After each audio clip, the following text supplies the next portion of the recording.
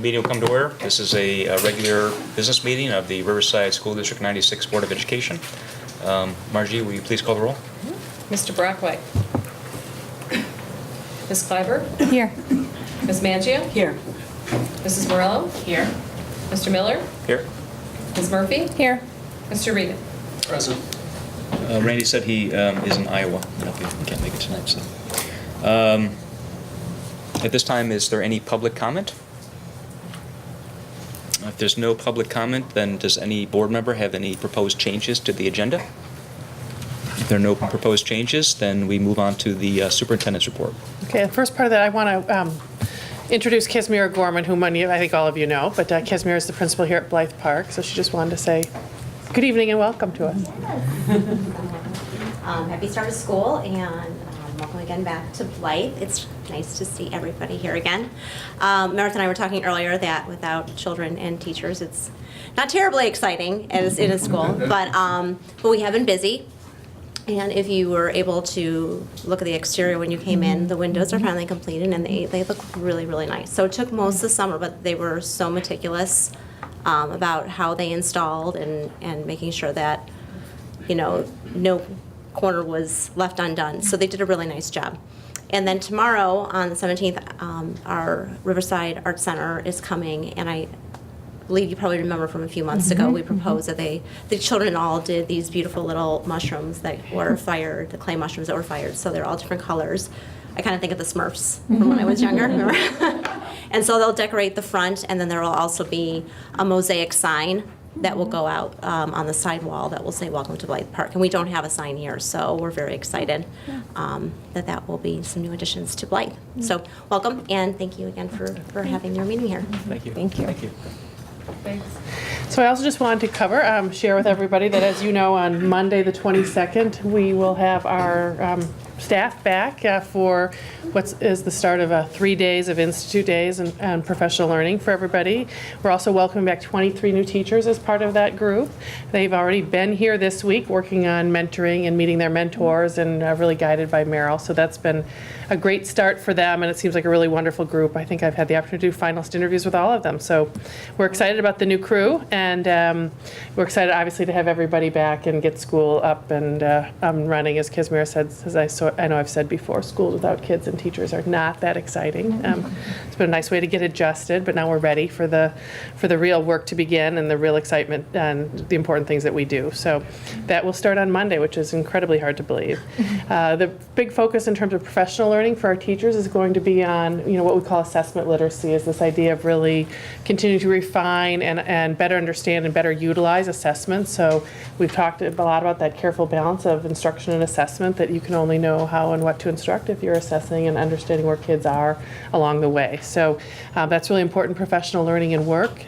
Principals will be also working with their own faculty groups within the buildings around the professional practices and the student growth component that's been added into, I call it their evaluation, but it's really so much more, as you know, than their evaluation. It's really about their own professional growth and learning opportunities with kids. So that'll also be a big focus of the 3 days that we have together with our staff. So there'll be kind of different configurations depending on the day, but it will start with all of our staff on Monday with welcome and introductions and all of that. So you're certainly welcome to come by for that.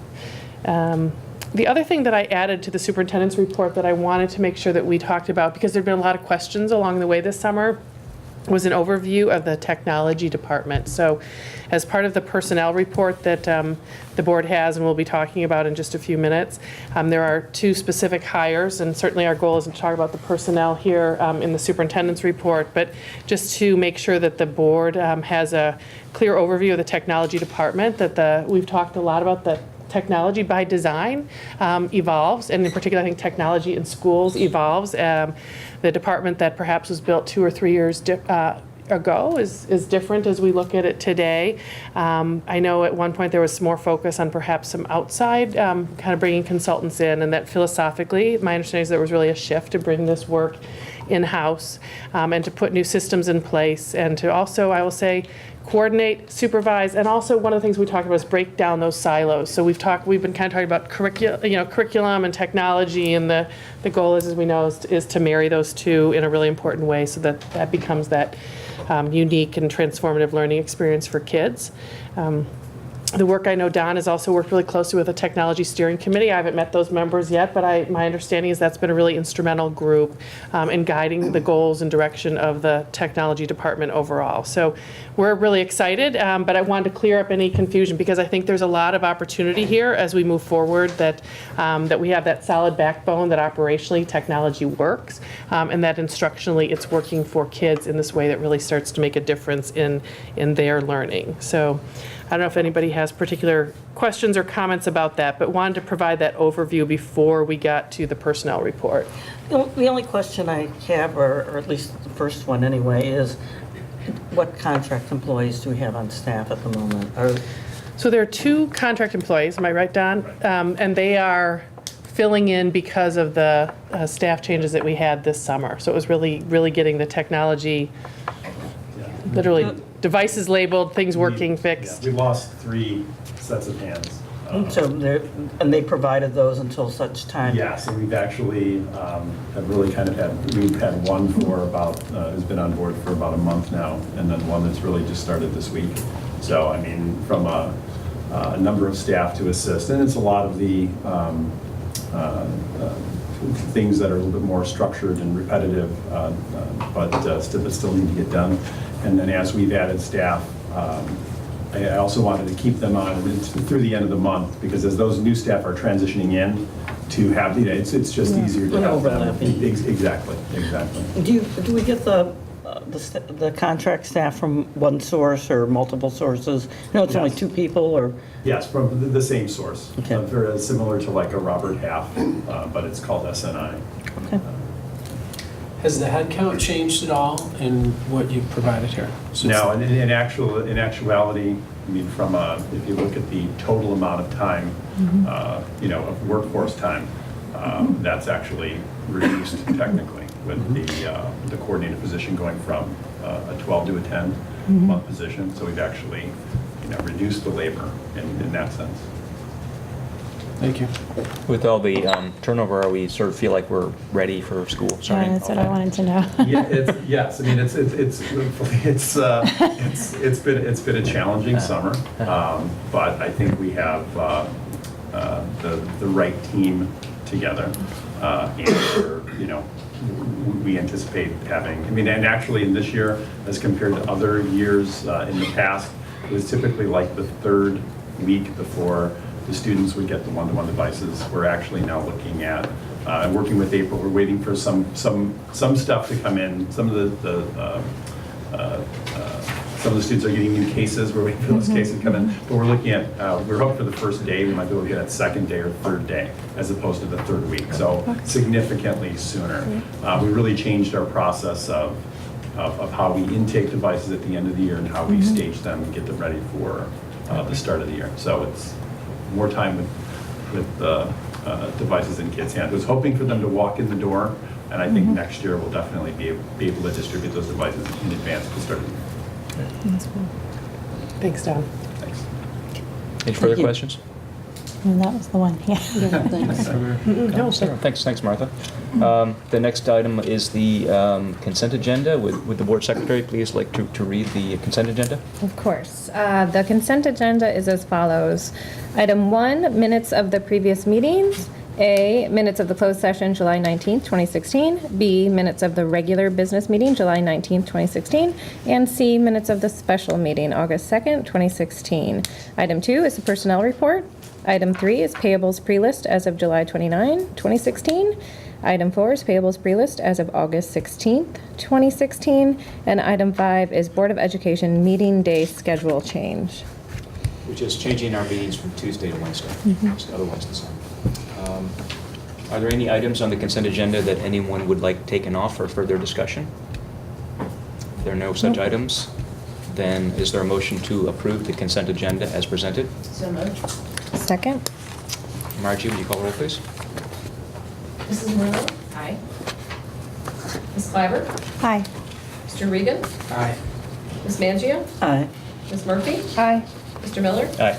Motion carried. Thank you. Next item is the Riverside Educational Council. Mr. House, did you have any comments you'd like to make? Yes. It's been a while since I've had a comment. Welcome back. Welcome back, although that's more for us than you guys. You've been working all summer. If you've driven around, you've seen probably a lot more cars this week in Riverside because we have a lot of people coming back, and it's exciting to see everyone's faces and hear about all of their exciting adventures over the summer.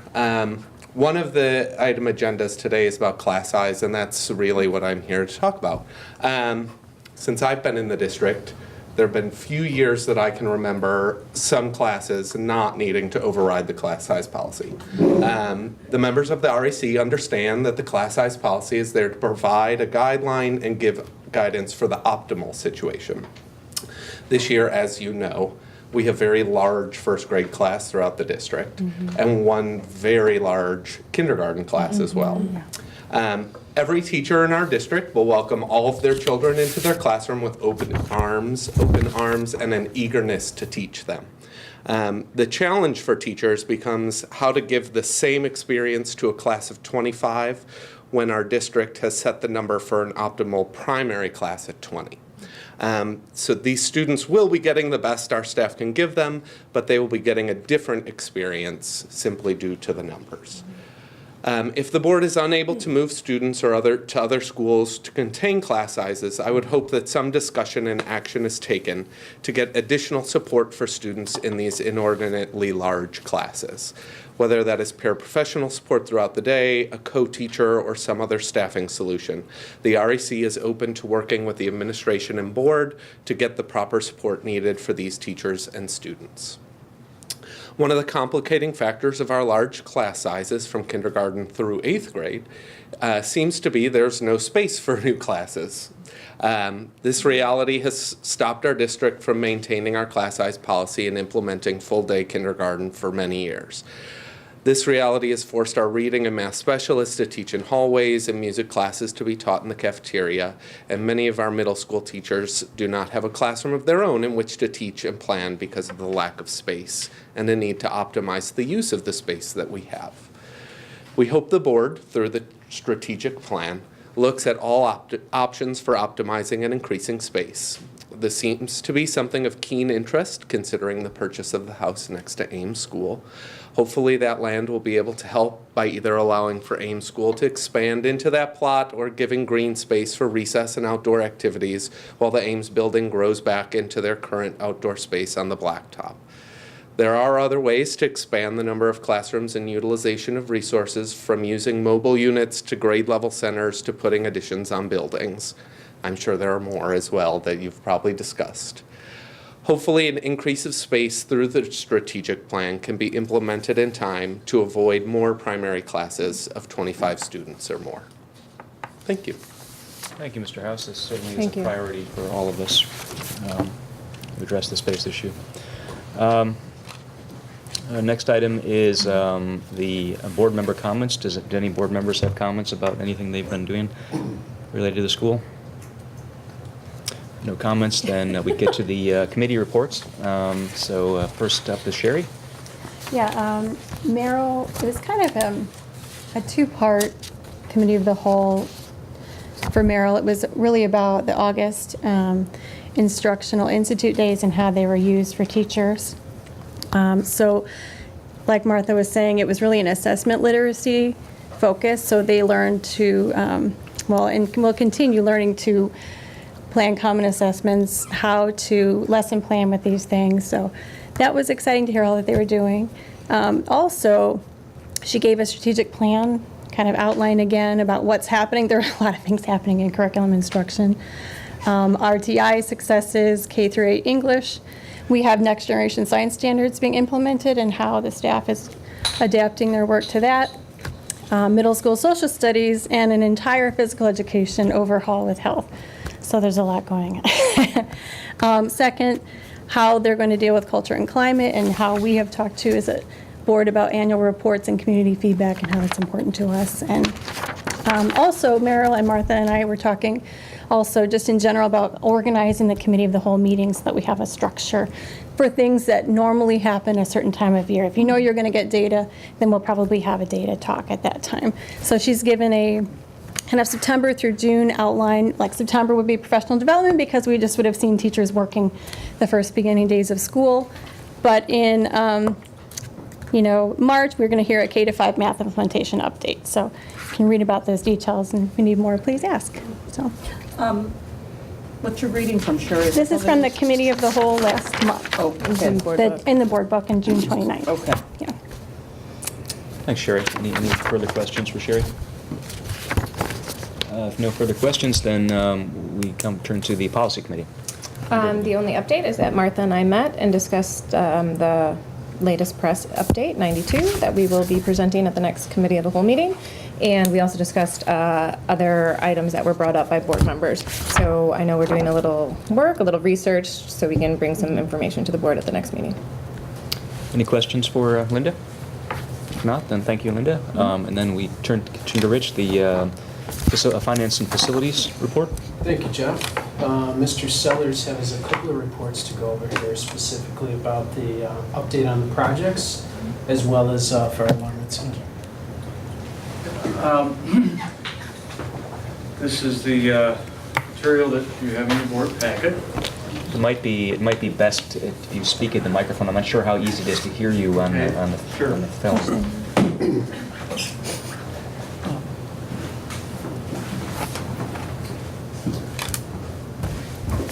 At the beginning of any construction season, one of the burning questions is how much of the construction allowance or contingency money will you end up using? And that's, of course, we've had a number of dramatic events unfold over the summer, and we've solved problems and made some improvements on the original scope. I was just calculating that if you factor out the bike racks and a wall being put in that were kind of enhancements or expansions based on our own choice, we're close to being 50% of the construction allowance being used. If you include those things that were our choice, we're approximately two-thirds of the construction allowance of $153,000 has been used. The communications, I think, have been very productive as anything has come up. Architect working with general contractors, communicating with board members, communicating with superintendent and me, and Bill Radke. At this point in time, my focus is on these 3 pages that Paul Passetti provides that are in this blue. And if any board members have any questions about the individual items per the, for each project, we can certainly get into greater detail. As Paul has mentioned in his narrative, we recently found that the Village of Riverside had an ordinance requiring that the aprons leading onto our property be concrete. And that was a relatively new ordinance of 2014. So that was kind of a quick decision to make that happen. Right now we're dealing with as far as the elevator is concerned, how the elevator cab sits and the existing wall. There will be some tapering. Mr. Regan and Dr. Miller were able to participate in the discussion of that particular item. We've had some miscellaneous floor repairs and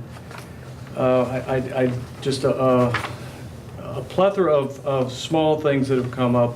Electrical conduit found that wasn't anticipated. While I'm on Mr.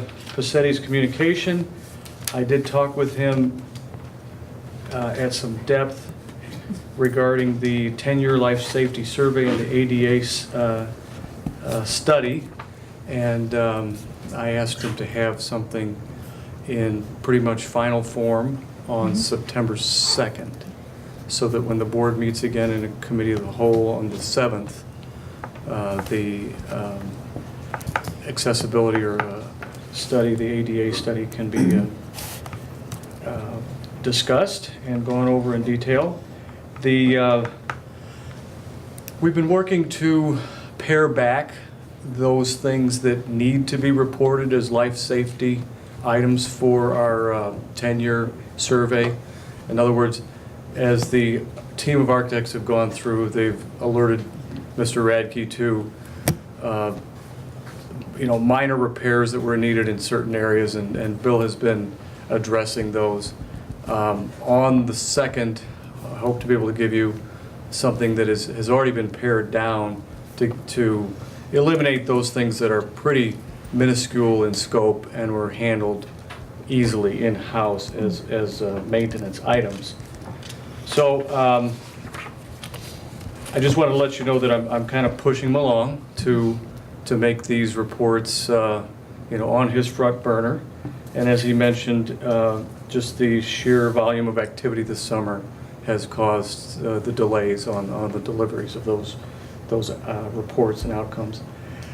I guess I should mention lastly the Blythe Park windows. I think the results are really pretty amazing. When you walk around the facility and think that these are 50-year-old windows and they look the way they look, and they look in good shape. They're, this heavy gauge steel is still good, and this coming winter, well, and of course with the double pane, air conditioning is going to stay in for the beginning of the school year, but I'm sure that the real benefit will be in the wintertime when, if you're a student that's located near the windows, you're not feeling a lot colder or chilly if you have to be next to the windows. It'll be very, very comfortable spaces, I'm sure. So, but in the process of trying to get this meticulous work done, and it is very time-consuming and meticulous the way they've had to retrofit these windows.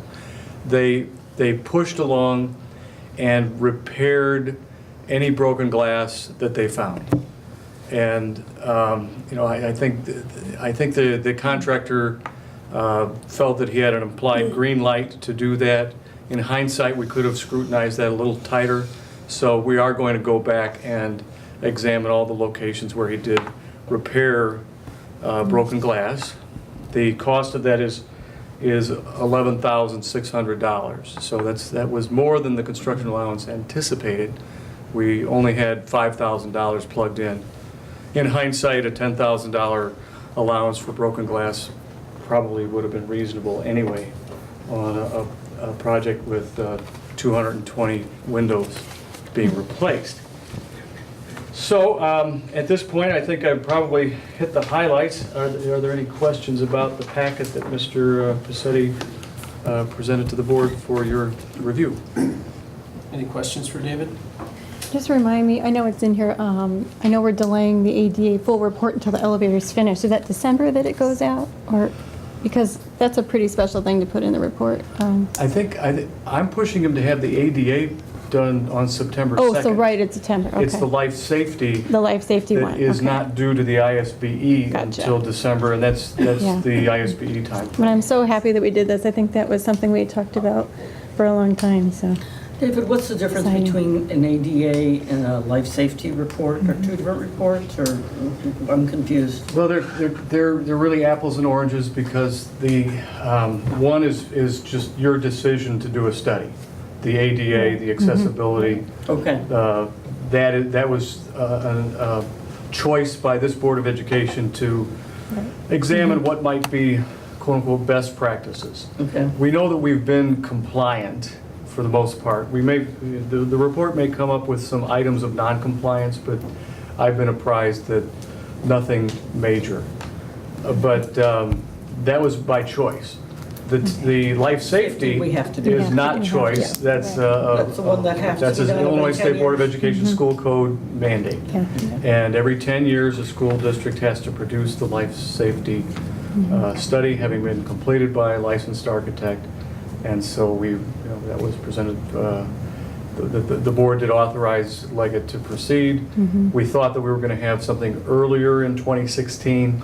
It'll be more toward the latter part of 2016. But as I was mentioning, we've been working to try and pare down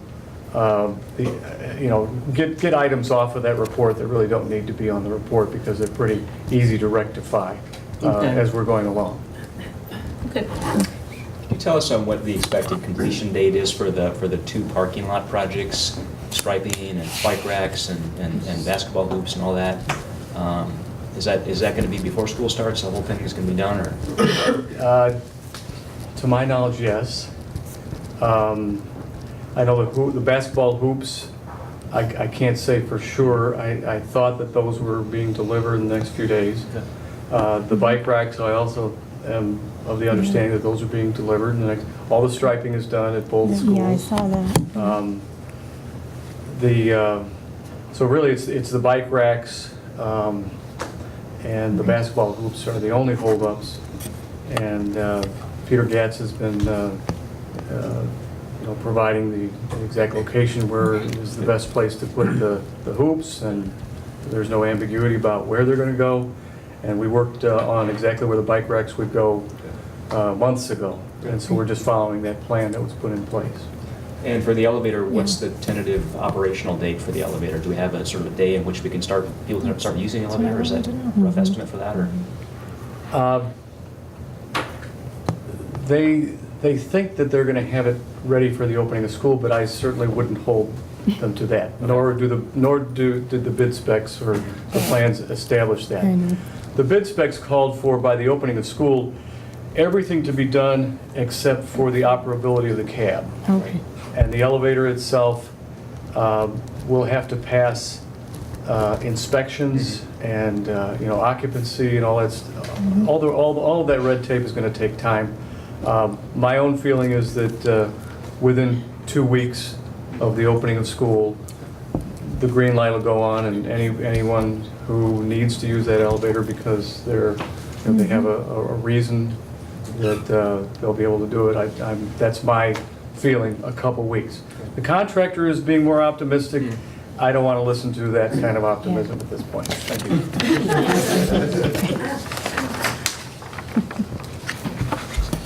Any other questions for David on construction?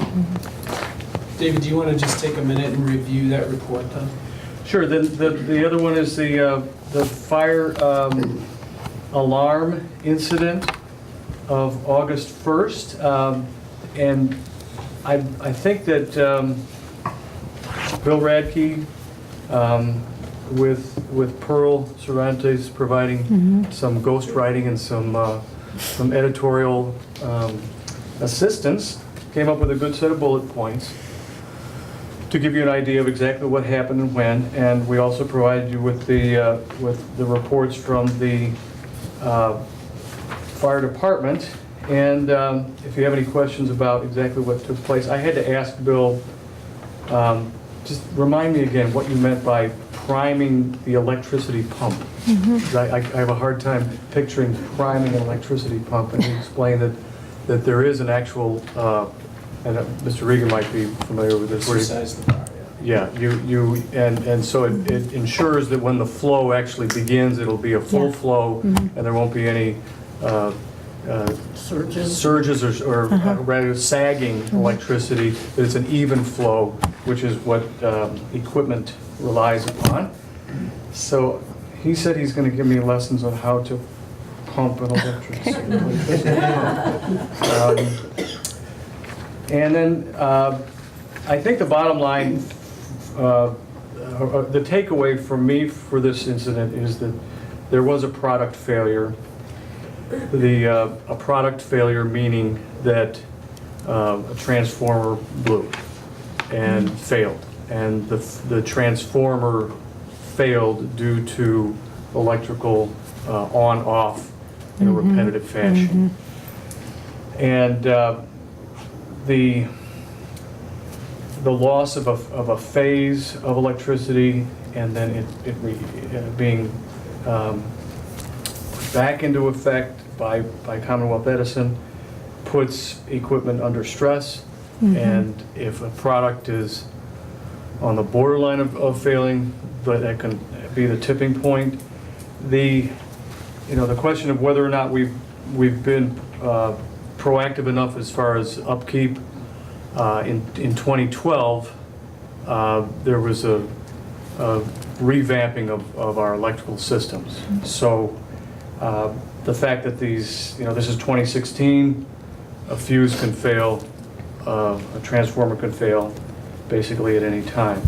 And that's what did transpire. So we asked the question, well, what could we do to completely set aside this as an exposure? And it would be very unusual for a school district of this size to do what really is the solution. Would be spend at least $500,000 for basically an emergency power generator that would have the capacity to deal with the Commonwealth Edison ins and outs or ups and downs of power. So we're not recommending that. We may discuss some intermediate solutions in the IT area. We do have uninterruptible power supply capabilities. We need to revisit our capabilities, our capacity to keep IT equipment running. In this particular case, the piece of equipment that was being serviced by this transformer and fuse box is a fan unit in an attic. And that fan unit and the proximity to the fuse box and the transformer is very logical. There's no reason to think that this is not an appropriate design, and it's just something that could really happen at any time in the circumstances of a product failure.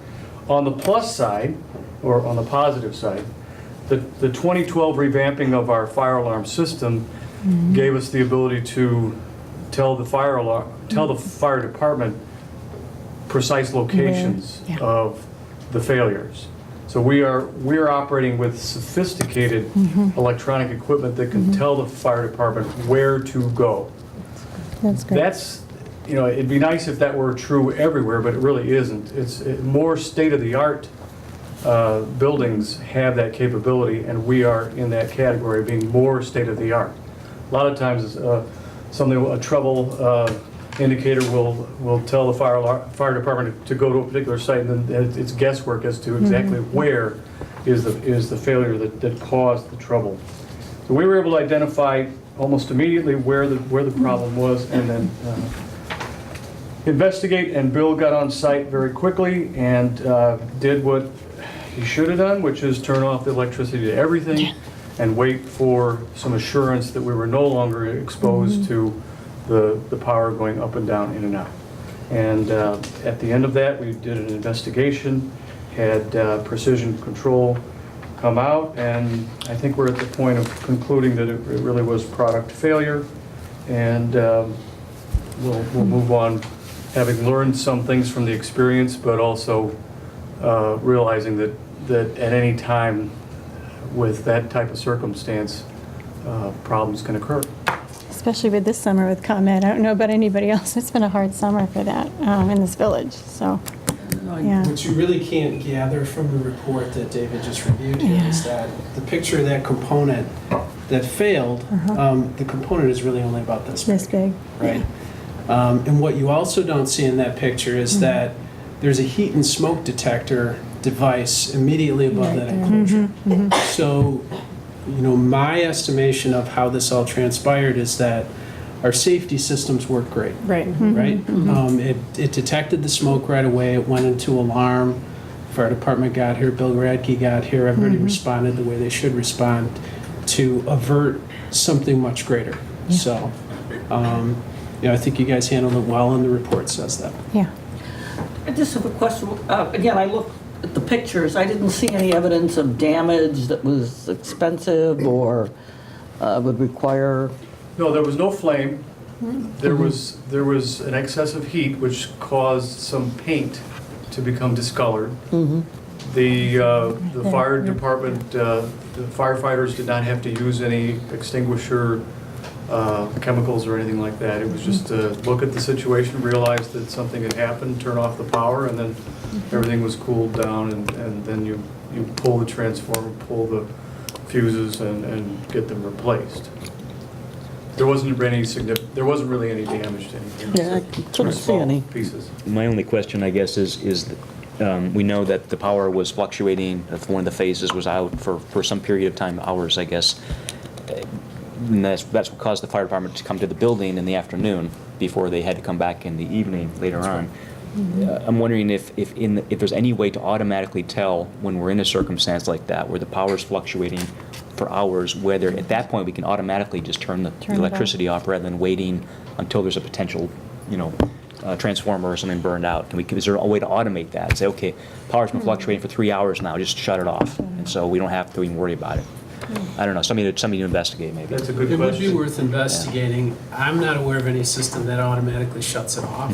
The only system I've experienced is the one that David described, where there's a backup power system. Okay. And it Yeah. kicks into an emergency generator. Especially considering if it But- was during the daytime with students and you had lights off, I mean, that could be a, I don't know, that could be a situation if it's not well planned, so.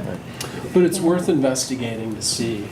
Most if of the there time, is it's a solution. judgment call. If Yeah. somebody, if Commonwealth tells you that they're in a situation where there's a high level of uncertainty, when you call them up and talk to the representative, then it might be a good idea to shut down the building. The trouble is that if you do that too much, people think you're Chicken Little and you're overreacting. Right.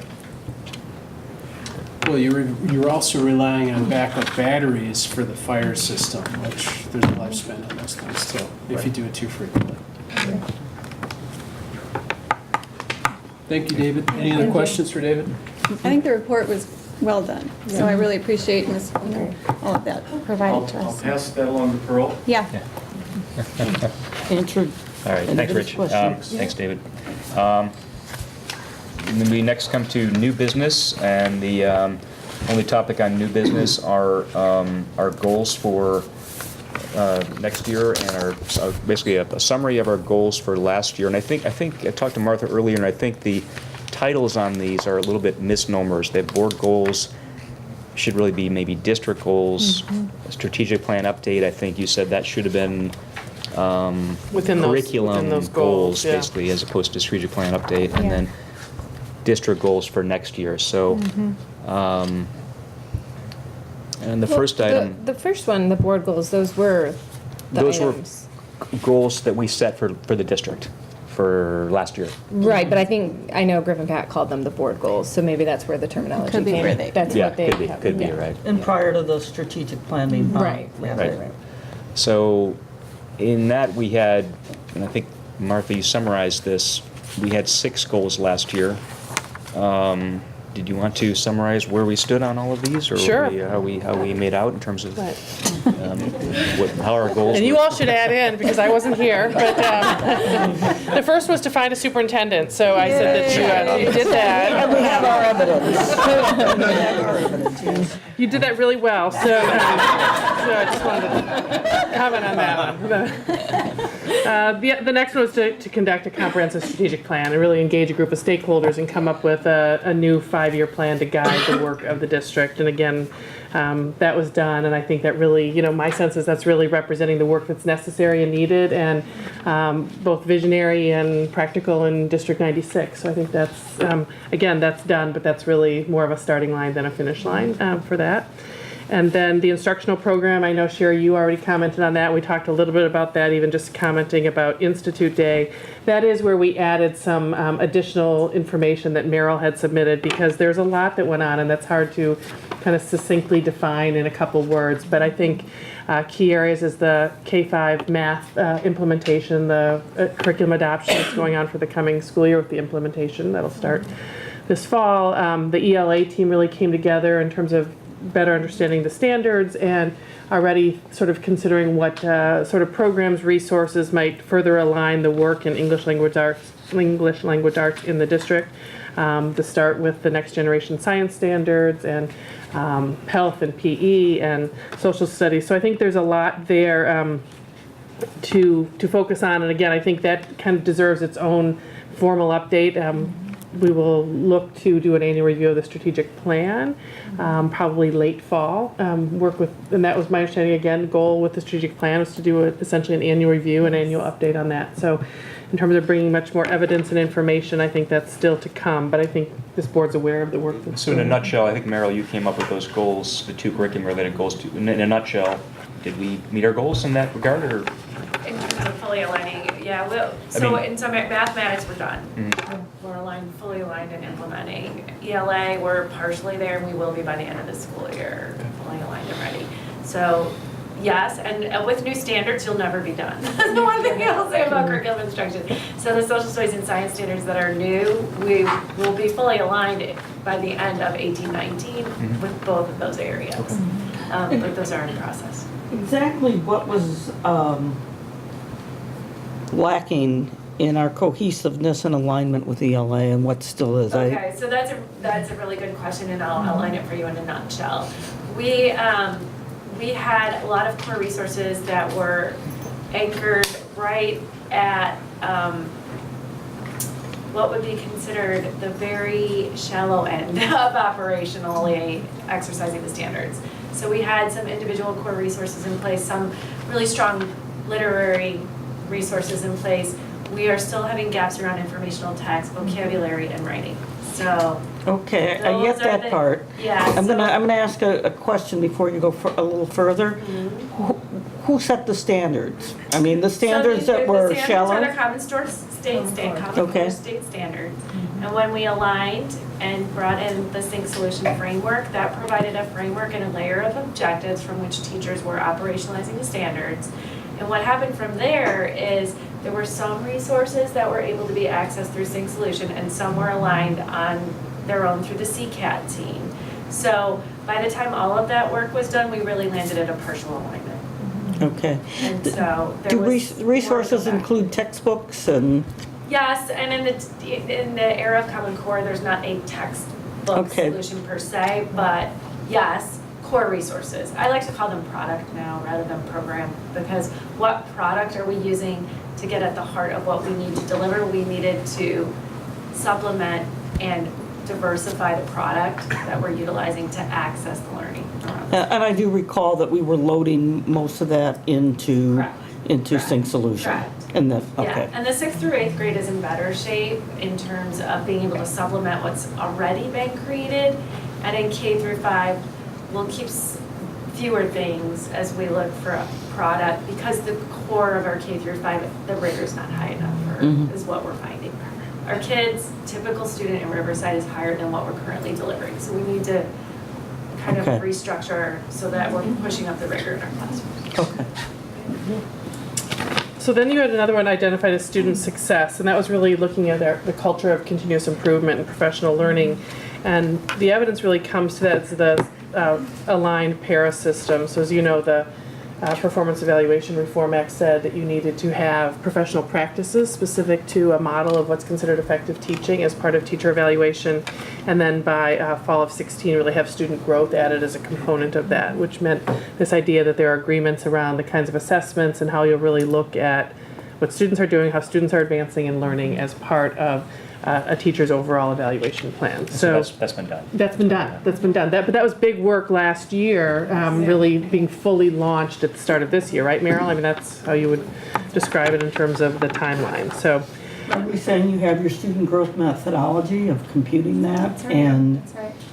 That committee did a lot of work. We're ready to go. It's all in the teacher evaluation plan. We're all nervous, but we're all. No, we're not nervous. Stop it. Stop it. No, we're not nervous. It's the growth is 30% of the overall teacher evaluation plan now. The methodology for how we will determine what's proficiency, what's distinction, what's excellence, what's.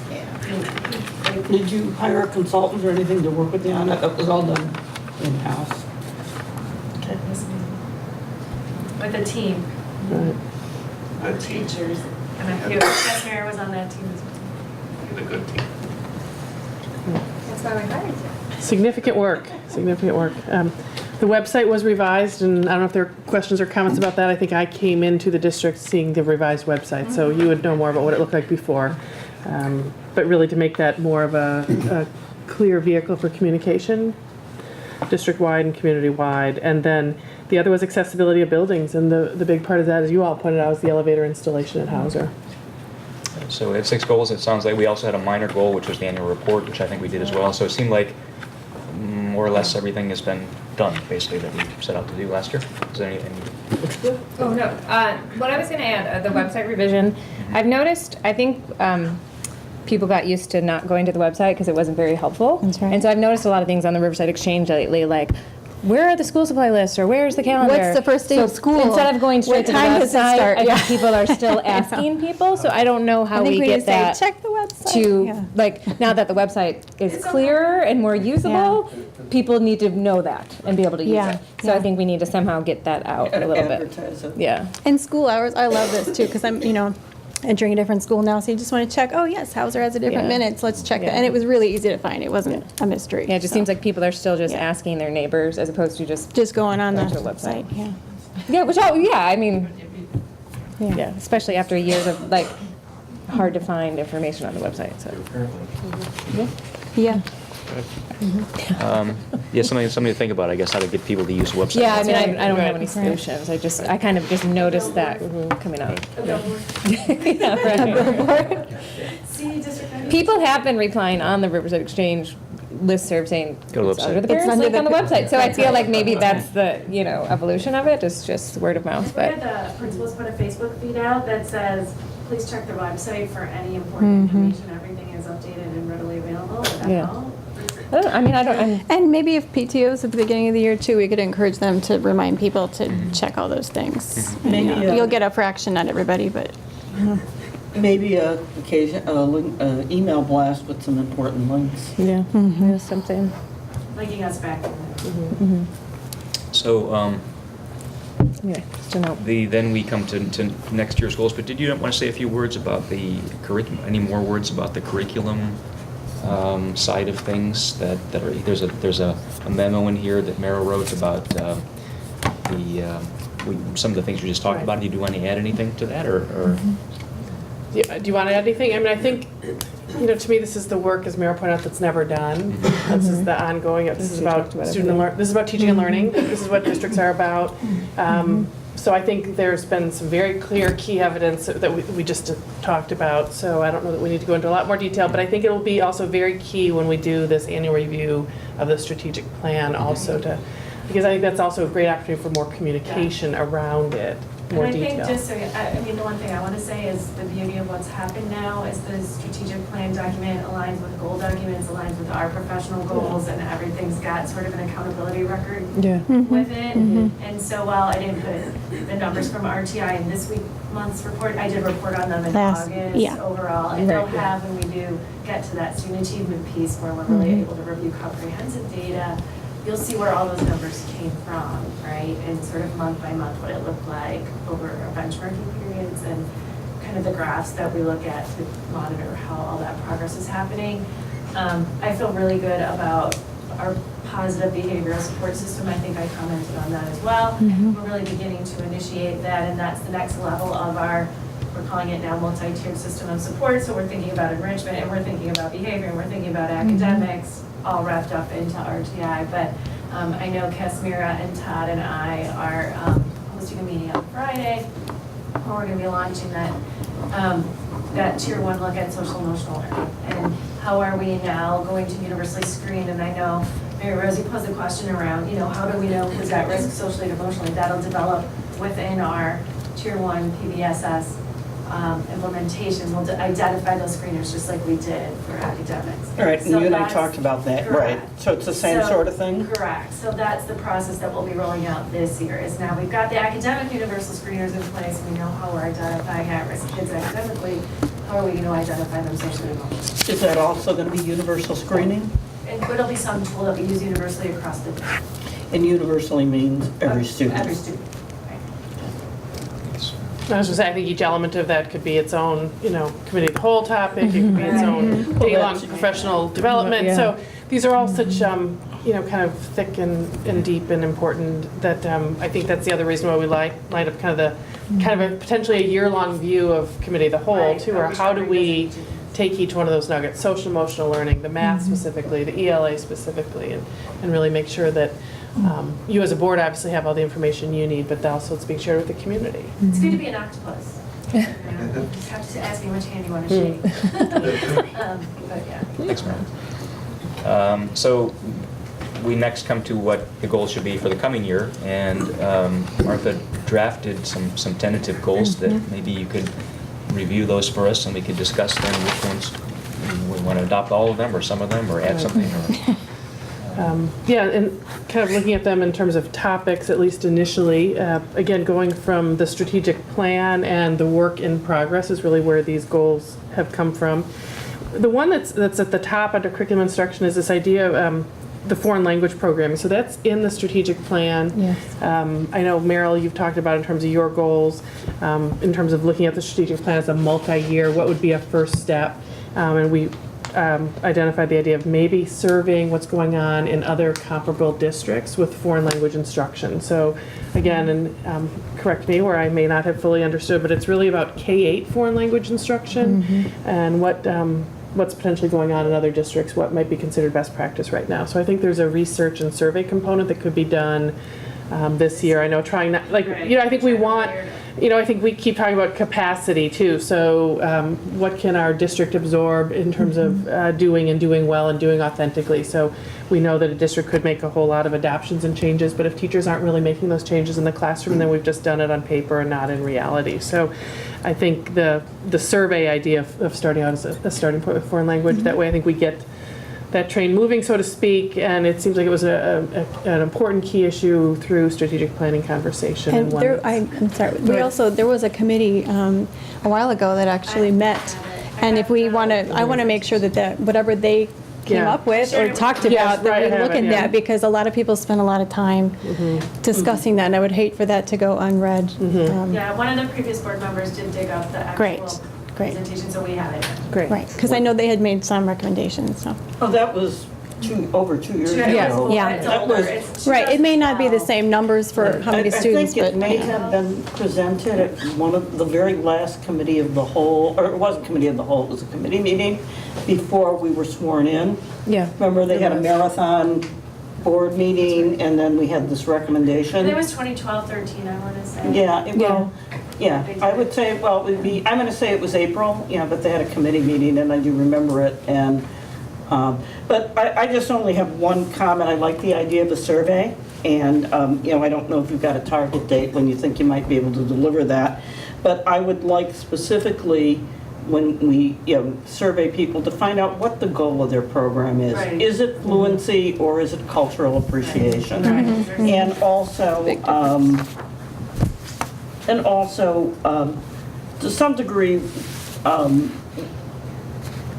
if you have children graduating from school who are very fluent, what adjustments does that require the high school to make?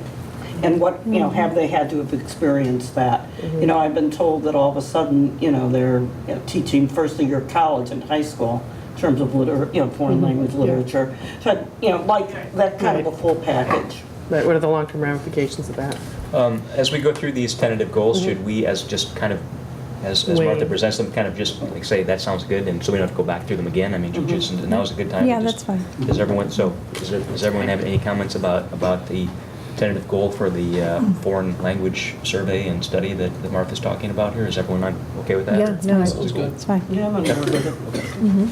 And the other one, and this is again picking up on the work that's really already in progress, is English language arts, as Meryl has now just shared.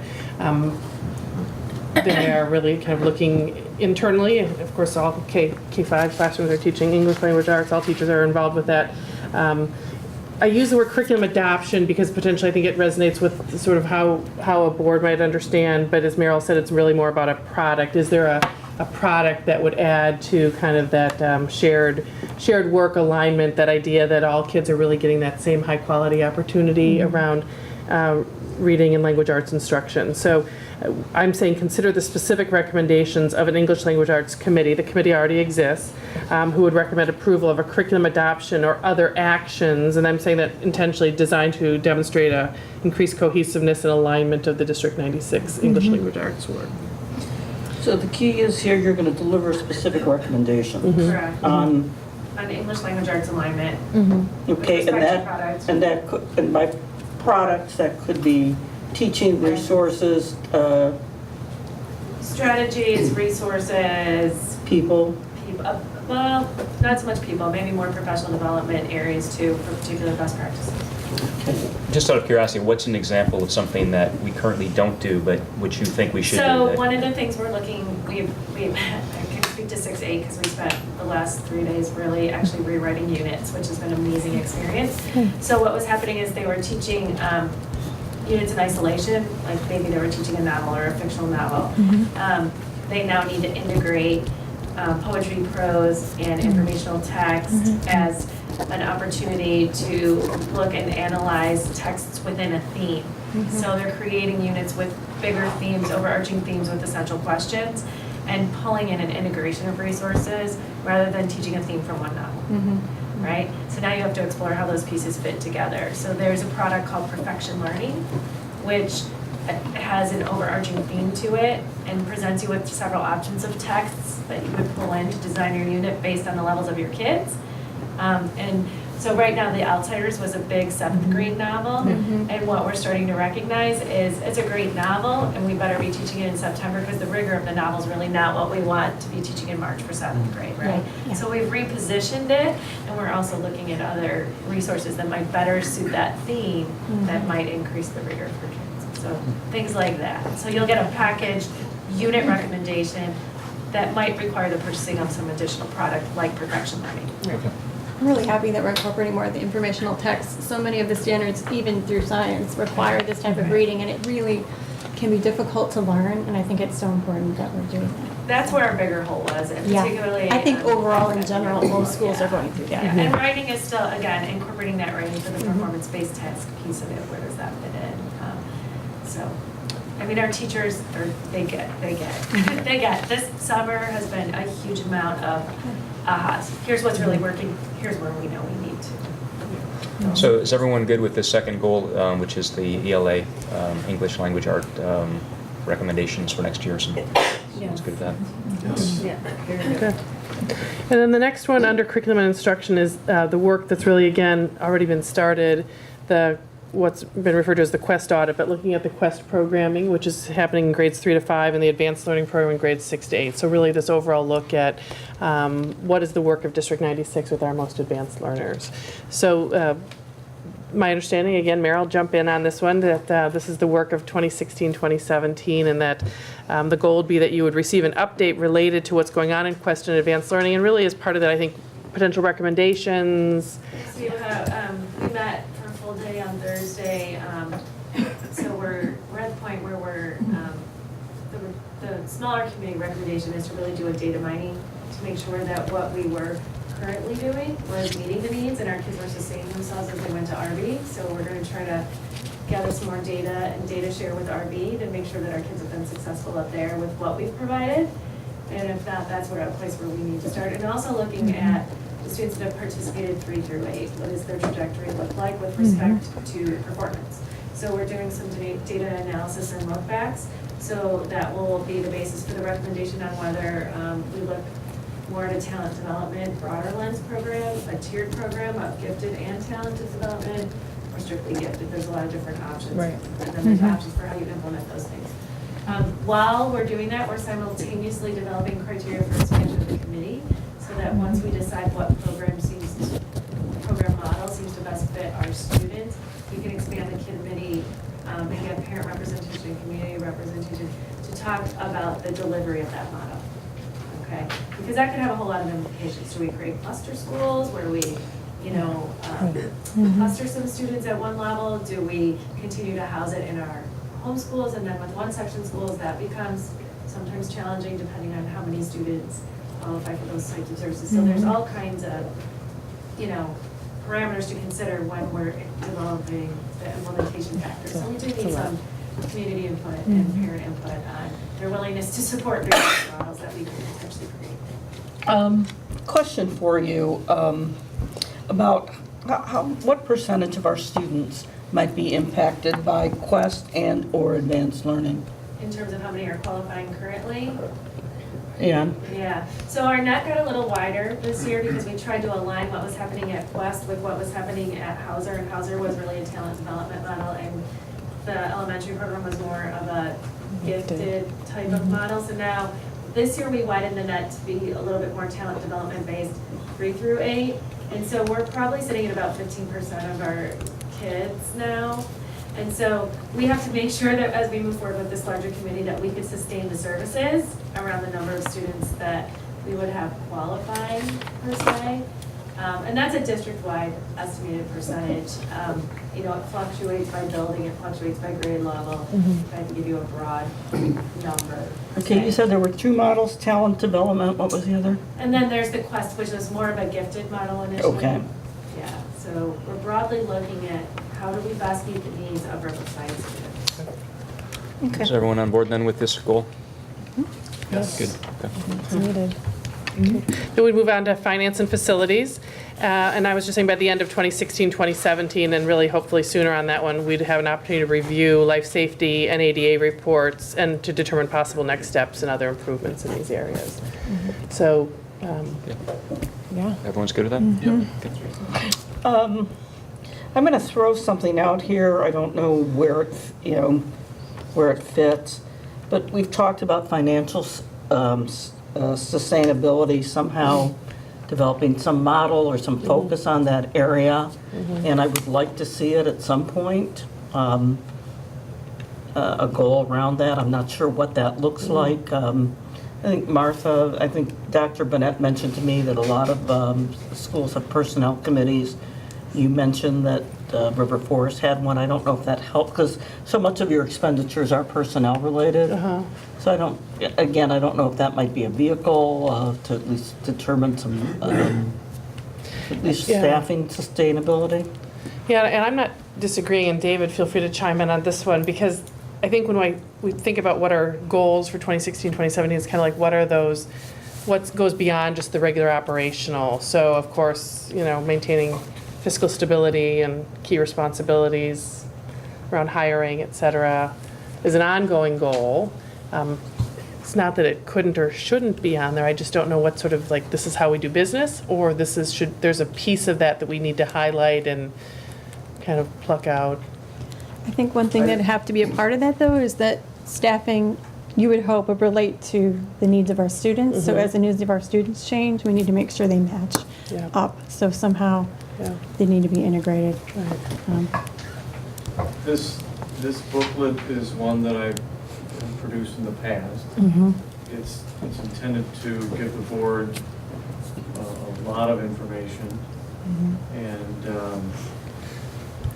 there is a page that talks about budget philosophy and assumptions. And so I think it might be worthwhile to revisit, what's stated in this document, not only on this page, but in other sections, and put it in the context of asking questions about sustainability, while also recognizing the uncertainties and assumptions that are built into any financial forecast. And that's in the budget package? Yeah, this is a document that's been distributed in the past, titled Budget Preparation Materials. The main focus of this at the time that it's presented to the board is to establish budget guidelines for the subsequent budget development year. It'll say 17-18 right here, because you're developing guidelines for the subsequent year. But in the context of establishing guidelines, taking a step back, looking at your budget philosophy and assumptions, and discussing what are those areas that are most clearly controllable by the board, choices that you make, and then also taking time to look at those factors within the budget that are you're more reactive than you can control. For example, the CPI. And having our collective bargaining agreement have an element of compensation tied to CPI has been something that was put in place in prior collective bargaining agreements and the current collective bargaining agreement. And just getting a feel for the special education costs, outplaced tuition, corporate personal property replacement tax, how the state is able to fund categoricals, and whether or not the state is going to revamp how categorical allocations are made. You know, there's some legislative initiatives that the board can certainly talk about. There's a lot of moving parts, and I think a board goal might be stated as examine sustainability in light of budget philosophy and assumptions, and controllable and uncontrollable factors in financial forecasting. Did somebody get that? I sort of think that doing something like that makes sense. The specifics I'm not sure about, but we do have, like all school districts, a long or intermediate term structural problem. Our revenues are growing at 1.5%. Our expenses are growing at 5%. You don't have to be a mathematical genius to see that that's a problem, at some point. So thinking about these problems now and trying to, Get our arms around them in some way. Staffing philosophy, do we want to, staff with teacher leaders, or, we were talking about the need for coaching is the best way to achieve that through, professional development or hiring on staff for coaching, And so how do we get closer to that and connect it with what we're willing to spend? I mean, I don't have any, but I anticipate that someday you're going to say, gee, we need more coaches, or we need more instructional technologists, and rather than just saying, we should understand the financial implications of whatever we do. and rather than just the board voting and saying, no, we can't do that because we don't want to spend the money, We need to to know have some, clear idea of what the money's going to be. what services and how to begin to make trade-offs. Like I said, I'm not an expert in this, but I, Yeah, David and I can craft that goal, and, Sounds good. yeah. thank you. The other one that I think is really big, this is one that probably jumps out to me the most right now, is by the end of 2016, 2017, the board would receive and review a master facilities plan that incorporates the property made available by the purchase of the property on Repton Road. And this analysis will include a specific commitment to outdoor learning and playground improvement. So very intentionally kind of embedding playgrounds and facilities, because what I'm hearing, but I would want to hear the additional comments by the board, is this idea that the playground work is really as much a goal around outdoor learning space. And it's not simply buy new playground equipment, but really where are we? And so that becomes a space and a facilities issue and a curriculum issue, and how we really look at and understand and do outdoor learning. But I think that, as we know, the purchase of the property at 92 Repton Road next to Ames presents a lot of options. I know the board weighed in on that when we passed the resolution just last month, that it's more than just creating green space for Ames. It's really what does that mean in terms of additions? What other dominoes might there be in the district in terms of other facilities or shifting around of structures? So I had shared with the board a little bit through just email communication earlier, is that there are people, architecture firms that really have educational, innovation people, that this is the work they do. They really come and engage, work with the board, work with our administrative team to really engage a group of community stakeholders around how do you really vision, have that vision for what we want Riverside School District facilities to look like in this kind of both short and long-term future. It's not what you do in 1 year. It's really you set that long-range plan around facilities also. I would love to just even potentially September, October, as quickly as we could line it up, is bring in, whether you want to hear from one architecture firm, or Leggett, who we're currently working with, or multiple architecture firms, have them kind of just give you the overview of the kind of work that can be done in creating that master facilities plan. Because I think there's really some exciting opportunity, but I also think, I know we all really want to do it well and do it right, given the opportunities we have in front of us.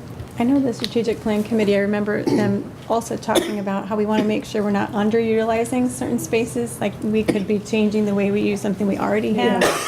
And not that the building isn't important, but making sure we're being efficient in the way that we use our space. Yeah. So, would love to see that part of the And that is architect's plan. something the That would be part of architects, that. you could, Yeah. yes. So And we they may could walk in and say, how analyze. come you've never, and, you know, Yeah. Right. oh, because we've always. We've Which always would done it certainly that way. impact Yeah. what we would like to do with the property at Ames then. Just a quick question on the outdoor learning and the, you know, the curriculum component of that. Is that something you're doing, you're looking, I mean, how does that, Well, there's a lot of opportunity to always incorporate the environment with the new national next generation science standards, because there's a lot of phenomenon that kids are gonna be driving their questions from. So obviously you can observe phenomenon right outside your front door. And when you have an outdoor learning space, it gives you that environment to be out there and to actually spend the time accessing those phenomenon. and so, Things like a rainbow, things like, you know, that happen in the sky, things that happen with moisture on the ground. Yeah. You know, how does dew appear in the morning when it hasn't rained? You know, stuff like that. okay. They can collect data too, which is Right. super important, and I don't think we do it enough in a natural space. It's you know, we're doing it at the table, but to get them outside is amazing, and yeah, There's that would be really tons of fun. opportunity to integrate that space into curricular experiences. Okay. I agree with Martha. This property or space review and this, especially with RepTin should be one of our top priorities. I would add just that we have sort of publicly committed on several occasions to improving the outdoor space at our schools in the coming summer. So that should be, I think, with Ames it might be difficult, because Ames, if we're going to do something else, you know, maybe we don't want to do the playground this year because we got other stuff going on there. But I think the Ames community would understand that. But with the other schools, I think we should really have the intention of doing something in the summer of Yeah, next I year, agree with if we that. can, if we all can. I think it should be. Well, I think our priority should be, I guess the first question is, when are we planning to use the build or do something else with the space in Repton? Because I feel that if we use this entire academic year to plan that, we're missing the opportunity to do anything with it for probably another year. Because the time to put everything out for bid, including the playground, any development would be what, January is usually when it would go out for bid. Can we kind of accelerate the planning process in this? And I would love to hear from other potential planners, but it might slow us down. That's a good point. I think that yeah, there's a trade-off between trying to get something on the RepTin side done for next summer and then versus taking our time and thinking through all the possibilities. Right, and I know not all of us were here when we hired this firm, but those of us who were here, and I think the presentations may have been recorded at the time. I think were, this, yeah.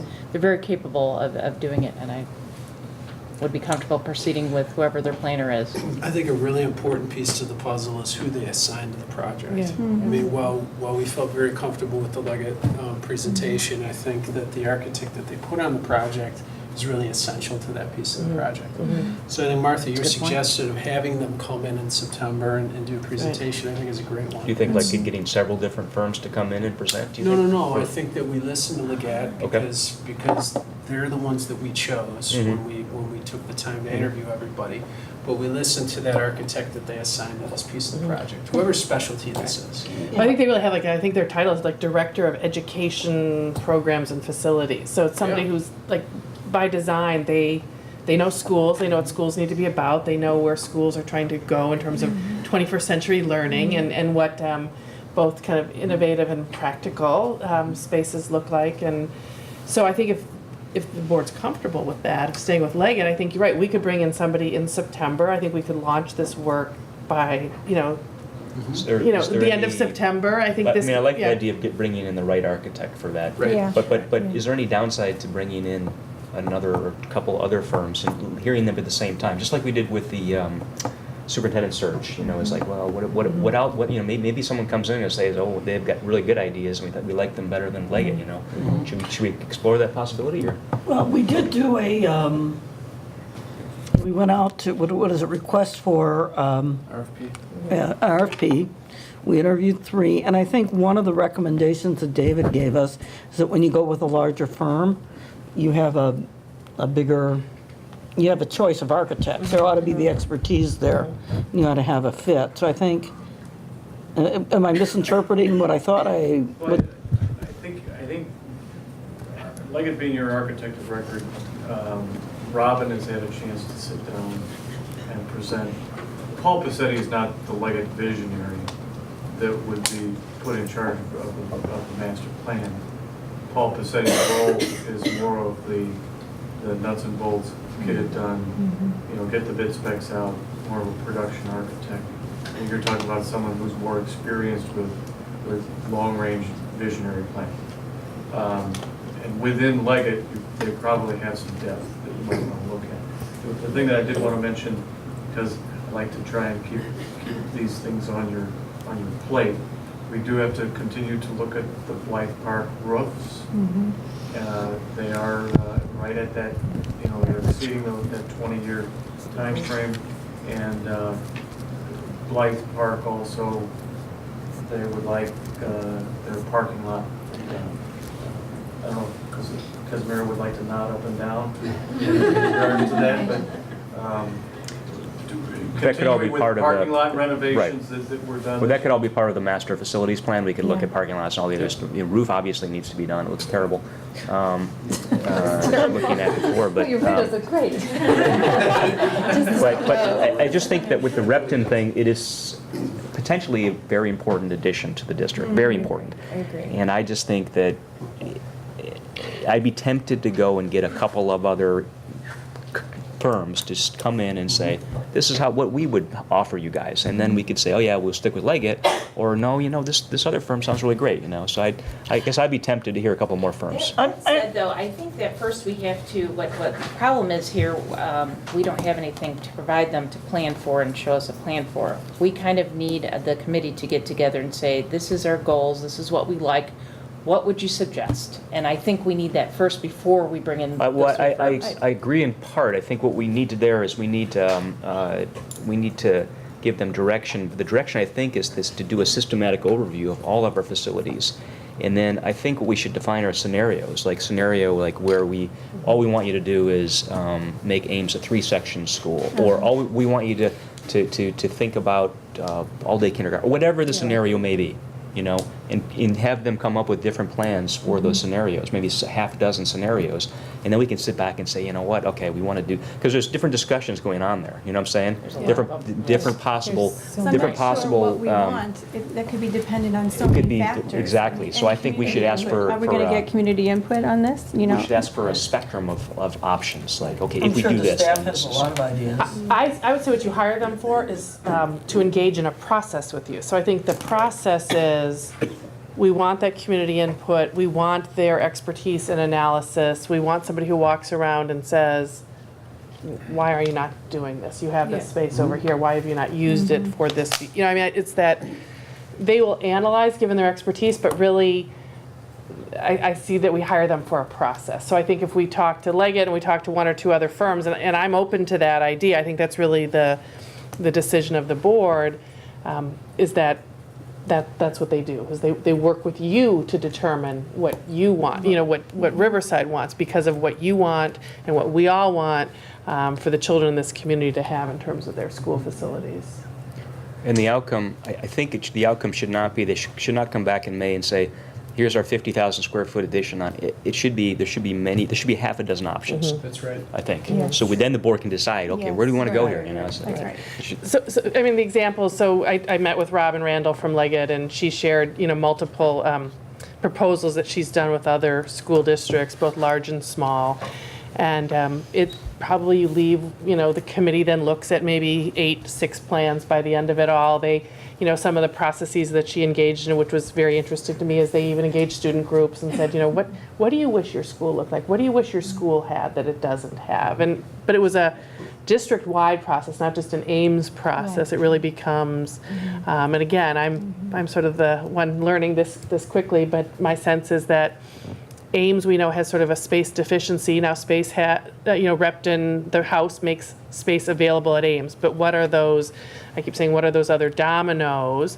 I know somewhere in the strategic plan it talks about Central and Hauser needing space, that the multiple periods of lunch where kids start eating very early? Is there a way that that could be changed if there are better lunchroom facilities? And so I think it's a district-wide analysis of all 5 schools, and then we engage in what do we really want to do? And I think it'd be wonderful if some things could start summer of 2017, but I think it's ongoing work then. It's you sort of decide what you can afford to do at what time, and you start sort of chipping away at it. And just given the school year, it's going to be a phased execution, whatever we come up with. Yeah, So sure. I think it's important that we head down that path now.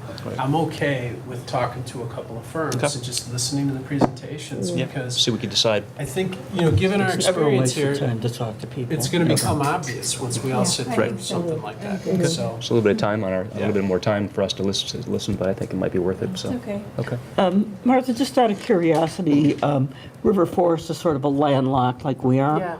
Have they had to do anything like this? I know you've been there a long time. Yeah, so as a matter of fact, and Dave and I have talked about this, I've mentioned this, I believe, to some of you, we worked with an organization called Brain Spaces in 2009, and they did almost exactly this kind of work. And at the time, I was a special ed director, and I remember I was very impressed because they came and met with me as a special ed director and said, where do you think your spaces are deficient for children with special needs? And sometimes we have children who are doing work in small little corners and under this part of the, and I'm talking about in River Forest. And I was very impressed that it was like, our goal is to meet the needs of all children and what a facility needs to do and facilities need to provide to make sure that's happening. So I know, Bill, you mentioned in your comments about, music teacher in the cafeteria and, reading specialists perhaps working in the hallways, et cetera. So those are the kinds of things that an expert comes in and says, why is your reading specialist in the hallway? Right. And so then you put that in your master plan. We want to create more functional space there.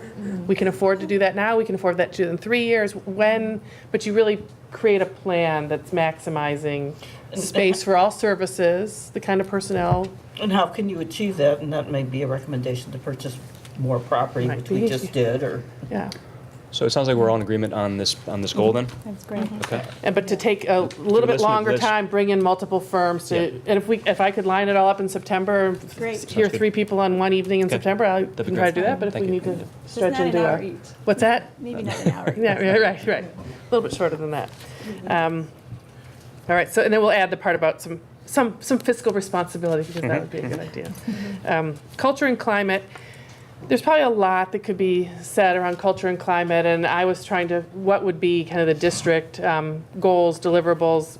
One of the things that jumps out to me is the communications part, and again, I think that's been a key part, so that does not, communications in and of itself does not really define culture and climate, but I think that's an area when we talk about building the trust and collaboration and necessary next steps and adding stability in District 96, that I think communication is one way to do that. We already have heard that we got some very nice positive feedback. That was really the goal and desire of the board, to have an annual report, to really report to all the community about what's going on in District 96, to continue that. We've talked about how the website really becomes that tool, that vehicle for improved and increased communication, but what other tools can we use? We've talked about doing some post-board meeting, post-committee of the whole, not come to necessarily just to the YouTube video or come to the website to see, but really something that potentially gets pushed out and delivered more to people. I know I would be interested in doing some office hours. I'm interested in how we use the structures that are already in place in the district, the parent leadership team, the all-district leadership team, the REC leadership team. I think there's some really good structures, but I think, again, sort of just optimizing on those structures and really improving and enhancing communication so that we're all just more and more on the same page. And I think, again, this is work that's never really done, but I think to kind of carve out communication is a key area of that. I think when we talk about kids, culture and climate is a lot about social emotional learning. So it's again hard to lift out what's the key goal here, but my recommendation would be that we look at this one around communication and building trust. And Is everyone in agreement with this set of goals? yes. Yeah, especially that was. To be honest with you, I think this thing is kind of wordy, and I'm not sure what it says. it's a little harder to measure this. Like, I think these are the, hard. You have sometimes some specific things here, like you're gonna have office hours. You have these district leadership team and parent leadership team and that kind of stuff. I mean, so there are some specifics in Right. there that. Right. Yeah, I just circled the language, the board will receive updated communications. I guess I'd maybe would like a list of the specific things. Sure, I can kind of flesh this one out a little bit more, and I think even just in our ongoing communication, I can kind of put it on a grid and let you know. But I Yeah. thank you for doing this. I think it's really helpful. Thanks. And then the other was human relations. It's the personnel, it's the para implementation. And again, because a lot of, I would say, heavy lifting happened last year in creating the system, now this is the year that we really move forward with it. And, you know, we've said we just want to be really clear that this is a tool that's used for good. This is about everybody's professional growth. I know we've talked a lot, and we did the same in the district where I was before, that teacher evaluation should never have been intended to be that gotcha. And it's really about how we can all just keep getting better at the work we do. And I think that the para system actually can allow us that opportunity. It's taking kind of a mandate and turning it into work that could be really good for the school district. Everyone okay with that last goal then? Yeah. Does anyone have any additional goals that they would like to propose? Not right now. So I guess we can then adopt these as our goals. It sounds like we're the consensus. I have a question, which is in your contract, we have to evaluate you in the spring and say you've done this or that. To me, it seems like if we're adopting these as district goals, that these should be sort of the basis. And I think these largely overlap with what's in your contract because they're based on the strategic plan. Yeah. But if these were to be, then we'll say, okay, here's 10 different things, or 8, how many there are in here. We'll go through and maybe you can give us updates throughout the year, Sure. how you're progressing on them. So we come to April whenever we have to do this, we're not kind of, okay, where are we at? Where did it So does that make sense to people? Kind of like as we, Typical periodic review, are you? oh, I don't know, every couple months, give us a summary of where we're at on these different things, just so, does that make sense to people? Yeah, I don't or- need weekly, We don't but need yeah, weekly or anything like that, monthly like just would be couple, fine. couple I times. But Bhavna was doing a strategic plan update monthly, but it wasn't, I don't think it was working for us, so. No, It seemed maybe it was wouldn't want to too- have a detailed too thing, just like a frequent. These are short, really Then they're really making big, so progress. stretch it out a little bit then. Or, does that seem reasonable? I mean, is everyone, do you like that idea? Yeah, I'm fine with that. Yeah. Okay. Everyone, That's fine. I think what's exciting is, we've talked about the board goals, district goals, strategic planning goals, Yeah, superintendent they're all the goals, same, that they basically, all, all the same. they all Well, like fit together, and that's important. okay, good, so, sounds like we've adopted, do we have to take a formal motion to adopt these? I guess next time we would do that, I guess in the next meeting, right? Okay. So, okay. Any other comments about the goals? No, I think they're good ones. Good. I'm excited. Okay, well, thanks for putting those together. On there. Then we can next come to old business. We have one item, which is to talk about class sizes. So maybe you could tell us a little bit about where we stand with all that. I know Mr. House was talking about it earlier. Right, this is, and again, being new, it seems to be there's been a lot of activity in the district office with our registrar. So it seems that there are a lot of new families arriving, but when you stop and look at kind of the total numbers, there are some notable differences. The 24 students at Hollywood is one particular thing that I think, we talked about that even a month ago, I think when it was sitting at 22 or 23, that number is higher than at the other kindergarten classes at the other 3 schools. And then the other one I think that's very interesting and just a little bit kind of thorny is the first grade, is that the first grade is really a little bit, it's over that recommended class size of 20, but it's the same at all 4 schools. It's because we only opened 7 sections last year. That was the saving, that's how we saved Ames, basically. So. Yeah, yeah. Or not. Yeah, and actually, as I say that out loud, I'm looking at Ames as sorry, I did my math wrong Is here. there It's the- I think there might be a typo on here, and I don't know, because the Yeah. first grade at Central, before this was updated, it was closer to 70. Right, that's why I'm looking at this, Margie, is there? Because right now it's like Because I'm looking at 2, and I was doing my math with my old sheet, and I'm thinking like, wait, wouldn't look, Right. that would look at 20, 20, 20. Because she said Right. that there were a lot of changes. Moving between. Right. Like people moving? Yeah, we've had some move outs, yeah. Okay. Yeah, okay, so maybe, 'cause that yeah. seems significant. Yeah. Yeah, 'cause I know, Margie, you those have the were all original over- sheet, and then, yeah. Those were all over the recommendation, Yeah. and now they're at the They're recommendation. at the recommendation, I know. Yeah, Central did come back more in line. Okay. That I Okay. do know. Has anybody added this up for total enrollment, just curiosity? Jeff has. Yeah, I was looking for numbers, but I don't think I Just to have see it if here. They're Yeah, on the well, this is only the K-5, so we don't have the pre-K on here, we don't have Hauser on here, because this is really about the class size, so Okay. the total enrollment numbers aren't here, but I can certainly get those to you. I have in several different formats. We also have, Nancy had a 10-year history of looking at overall enrollments. And then we really stopped and looked at how many times we were over the class size. And again, I know, Bill, you mentioned it in your comments that historically, we do go over that class size recommendation, that's a recommendation that's designed as optimal. I think where we just want to make sure that we are clear, that we are okay, is the places, and again, it's the K at Hollywood and it's the first grade. But again, when you look at that central, if that number is correct, now we're at 20, 20, and 20 for the 3 sections at Central. So we're not as dramatically over. So it looks like Ames first grade is, Yeah. I look at that and that There's looks. two outliers, Ames first grade right, and yeah. Central second grade, both are large and Yeah. good. Yeah. So what we did last year, if you remember, And was. Hollywood's kindergarten. And Hollywood Kindergarten. Hollywood Kindergarten, right. Last year, we had overcrowding, I think, in Central second grade. We added a section, and that solved a lot of our problems, but I guess we have no extra rooms at Central. We have no extra Yeah, rooms. that's what I was gonna ask. Are there any additional rooms? The only place we have extra rooms is here at Blythe Park. Where we don't need it, really. Well, I mean, yeah. no. Yeah, because we even talked about, would you start a different first grade class just at Blythe and ask children from all 4 schools who might be interested? That, again, my understanding is the community's, strongly based on the neighborhood school, that parents and children want to go to the school that's closest to their house, that this is where your friends go, and that those are wonderful things. So I think it makes this idea of transferring and flexible boundaries complicated, not undoable, but I see it as a complex issue. In particular, we've talked about Hollywood, for students at Hollywood to move, that puts them in the position to cross First Avenue. Yes, it's so tricky. Just parenthetically, I did look at, just to put this in context, this year's numbers are not dramatically worse than they have been over the last 4 years. So like, over the last 4 years, if you count the number of classes that were over the recommended limit, this year I see 21 sections. Last year there were 21 sections. The year before last there were 21 sections. And the year before that there were 13 sections. So, and if you count the number of students, so if you let's say you have 3 sections which should accommodate, and say kindergarten should accommodate 60, let's say you have 70, that would be 10 extra kids. If you add up that, this year is higher than last year. So we have 53. Last year was 40. The year before that was 46, and the year before that was 37. So this year is a little bit higher.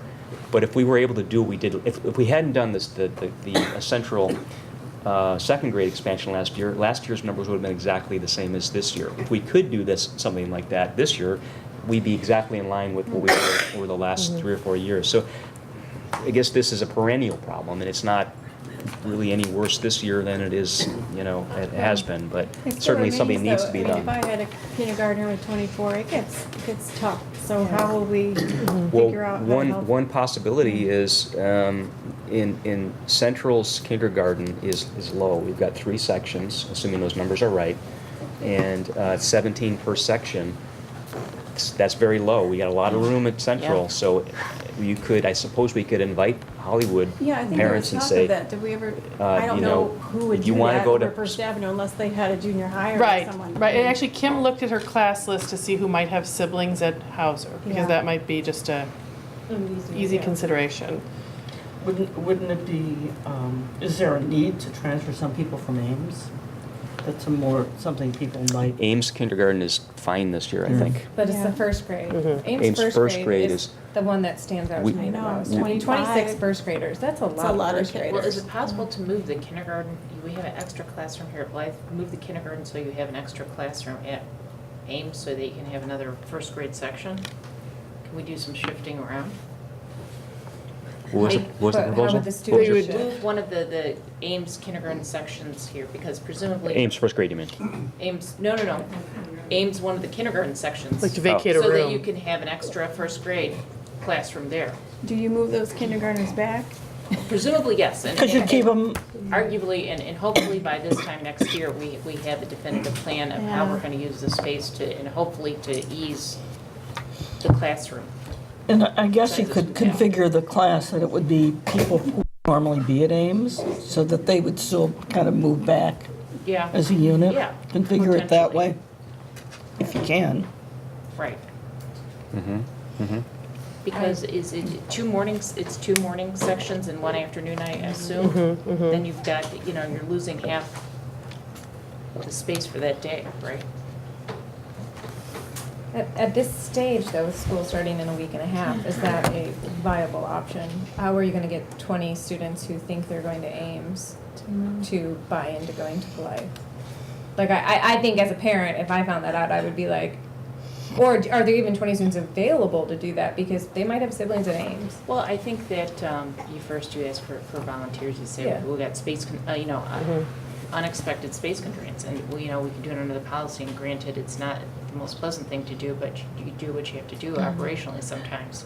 And I do hear that some parents who like do voluntarily move just to have their children Right, in in smaller that- class sizes. I think we did that last year. We did Blythe. But We I had feel like when we did that, we were 2 months back. That's right. and also no one signed up. I think we might have had one Oh. person Yeah, we sign had up. one. So And it I know was- when we, years ago, when my son was going into kindergarten, they did that, but it was at kindergarten registration where they talked about, we are looking for people now in March to move next year. What? Um, That's a good point. No, I agree with that. It's a little late in the day. I But just- what Rachel's proposing is, I think what they did 6 years ago, or 7 years ago, and they transferred a class here Exact- from Ames, but they kept them here. They kept them stayed here, and we knew about it in March. That's right. That's so- the difference. so that's the- Problem is With registration. enrollment, we never know where it's gonna end Yeah. up. We don't know where we are until we're Especially there. post-July was a lot. Mm-hmm. It was a lot.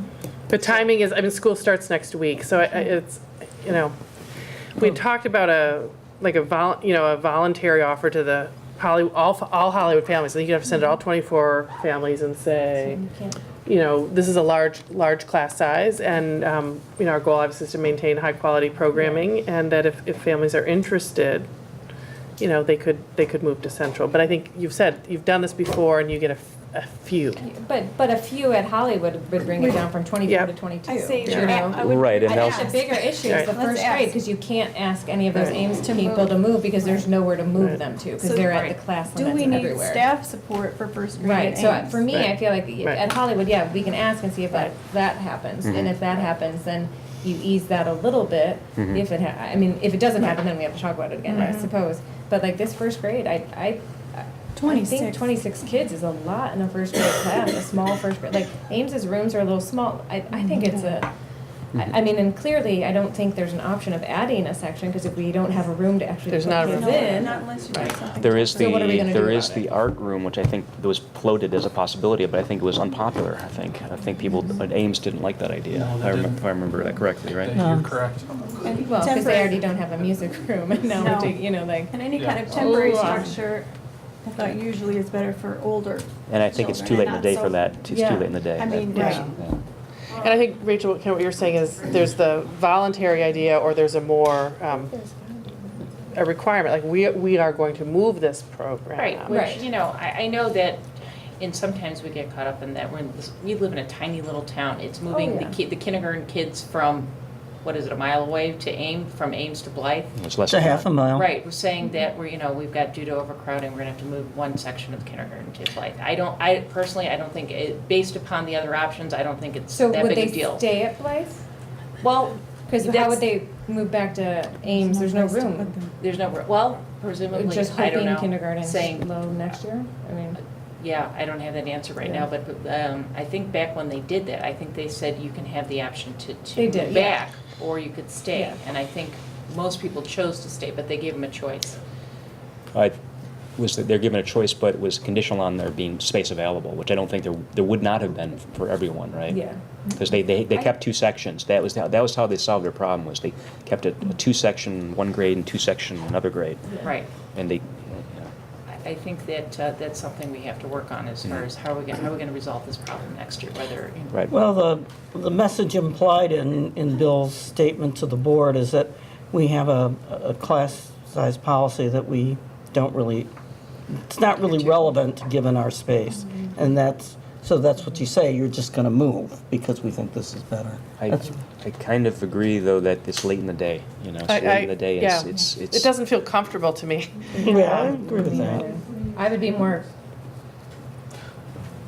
I mean, the other option, so certainly we would monitor the class size. So, it's not just about the numbers, it's about sort of the composition, constellation. Is it, and I hate to say it, more boy-heavy rooms sometimes can be very different than more girl-heavy rooms. Certainly, the number of children with special needs in a classroom can change just the classroom management aspects. And those are essentially unknowns to us. We could look at the gender issues, but how that all plays out, what that really feels like and looks like to a classroom teacher is yet to be determined. So you could say that there could be a class of 18 that's a handful because there are a lot of kids that are wild, And then if you have and a class of 25 that's more angelic. well-behaved. and Sure. Oh, sure. Yeah, right.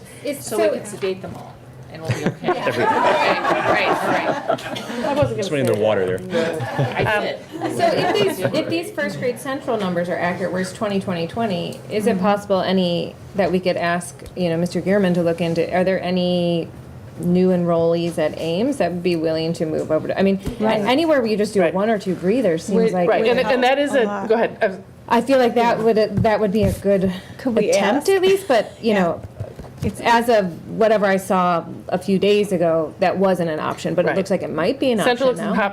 pop down as of late this afternoon. That's really interesting. Yeah. So that's you're very saying good. that maybe there's some families that live on the border and they say, okay, only. Yeah, maybe they're just Right. new families who went full day kindergarten somewhere else and they're They new to the don't mind. district, and maybe they would be Certainly willing. worth identifying. Certainly. And then telling them Asking. why, because you're going to be in a Yes. class of 26 or you're going Or to be in a class 20. of 21. 21, right. That's the reason. Give them the option to Yeah. get out of the communications as soon as I think we can talk to possible, Todd about That sounds like a sort of a no-lose So idea. I think It in the feels past like our we've got whole- volunteers, I want to say, when we've had to ask before. Yeah. Volunteers from Hollywood Kindergarten and I don't from remember Ames from which first school grade. we've had to ask Yeah. volunteers, from, Yes. but I think it was Hollywood. I think it was just, we were much earlier in the process is the only difference. I know, Yeah. but these numbers Right. came Yeah, in no, so that's- so recently. That's That's very what I was gonna different say, than we with, saw. with our online registration, we were hoping No. not to get to this. Like, wasn't it the point that we wanted people? But maybe it's just a lot of moving in. People move, yeah. One detail that just jumps out to me being new too is that we have families re-enroll and prove residency every year, and that's a choice. I know in districts where I've worked, district where I've lived, you might do that every other year, every third year. But I also wonder if the task of that, dare I say, the burden of that, delayed registration, and that's only I a don't know, guess. but because we there's just started doing that 2 years ago, doing proof of residency every year, and I think we've always had this situation. I feel, It just seems like the community here is accustomed to registering. late. Late. Yeah, so it's. So we have to anticipate that trend and react. Right, in a and I think we were hoping by doing this online registration, we were going to would get them alleviate so that we could have seen Around, these numbers 2 months ago. Do a timeline. Yeah. Yeah. Oh, yeah. We're 80% registered at this How did stage. the online registration impact that? Did it help give us notice? Because I think, because you registered online and then they had to go on with their documents. Was there at least a record of everybody who registered online, even though they didn't come in yet? See, I don't Nancy know. reports to me that there were 9 new families, like, between Thursday sounds and just like a lot of today, new. Oh, so, wow. Yeah. Wow, that's a Okay. lot. People moving in last minute. yeah. So it sounds like then what the ideas that have been tossed out are voluntary transfers from Hollywood to Central for kindergarten, voluntary transfers from Ames to Central for first grade, and then I think were those the two sort Those of are the two and then that possibly stand out. if you're saying if it's necessary, you monitor the classroom composition.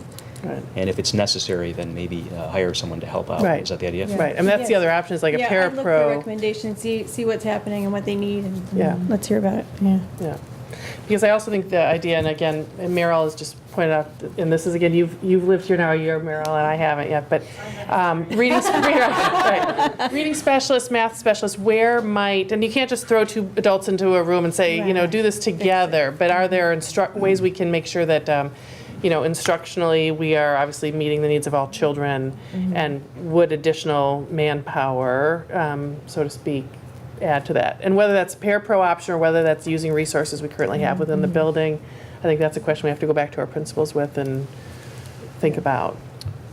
Say that it's interesting that we're losing classroom space, but it's not because our K-8 enrollment is going up. The real bottleneck is in Hauser right now, and when the 8th grade class starts rolling off in the 7th grade class, our enrollment's going to go down. But because we've added so many sections to preschool, we've gone from 25 That's right. 2013, and now I think you're forecasting 70. We're taking space up there. That's right. We're taking, the LADSI is one class, Mm-hmm. and then I think at Central, there's this English language thing, we passed a That's- threshold.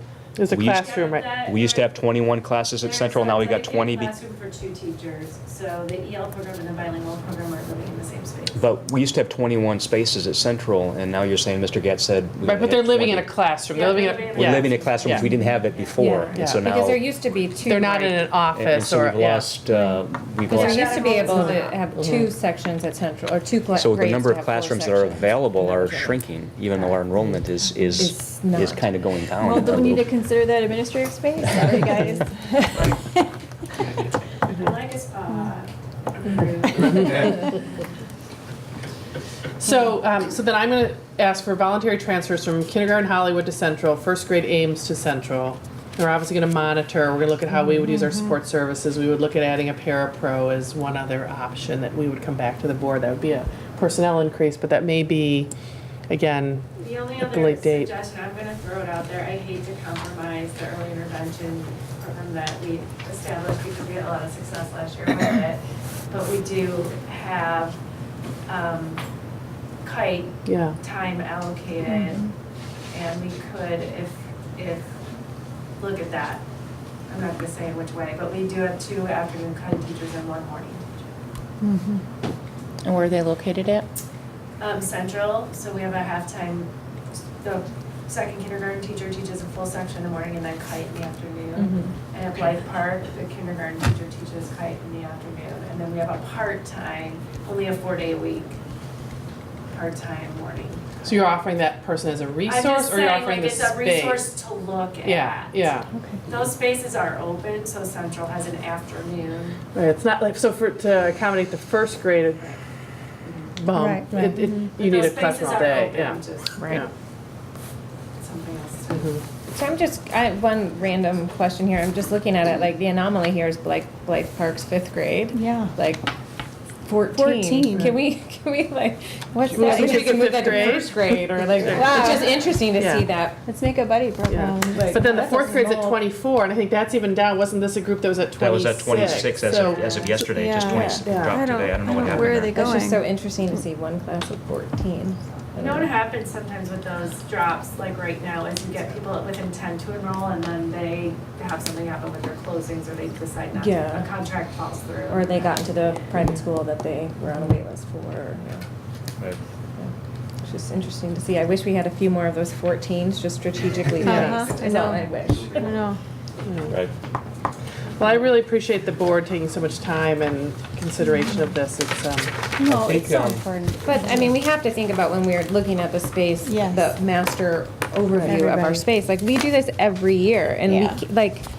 we really have to be able to resolve this in a better manner. Like, Quicker.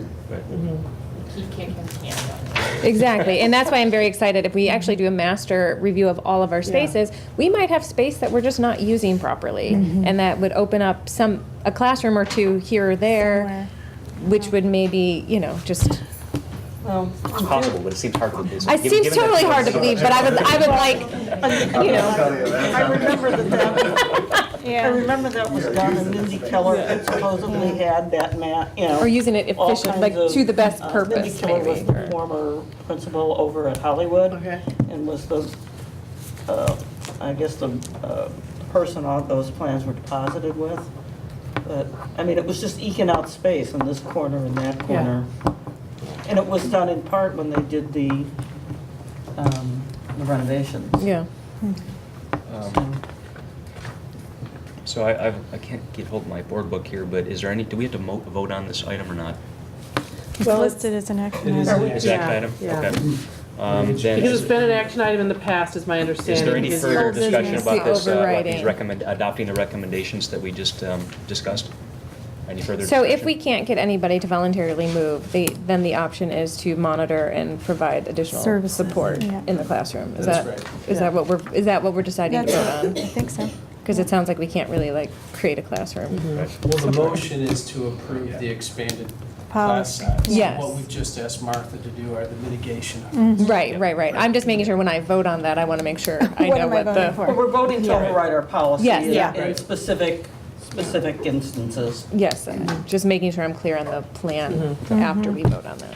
So is there a motion to approve the class size increases as presented? So moved. Second. Any further discussion? No further discussion? Then Margie, could you call the roll, please? Ms. Clyber? Aye. Mrs. Morello? Aye. Mr. Regan? Aye. Ms. Murphy? Aye. Ms. Mangia? What's the Aye. Mr. Miller? Aye. Motion carried. Thank you. At this point, is there any public comment? If there's no public comment, then our next future meeting date is Wednesday, September 7th, as Committee of the Whole at 7 p.m. in Hauser. And then we have a regular business meeting on Wednesday, September 21st, and that's also at Hauser, and that's at 7 p.m. So that if there's no further business, then the meeting is adjourned.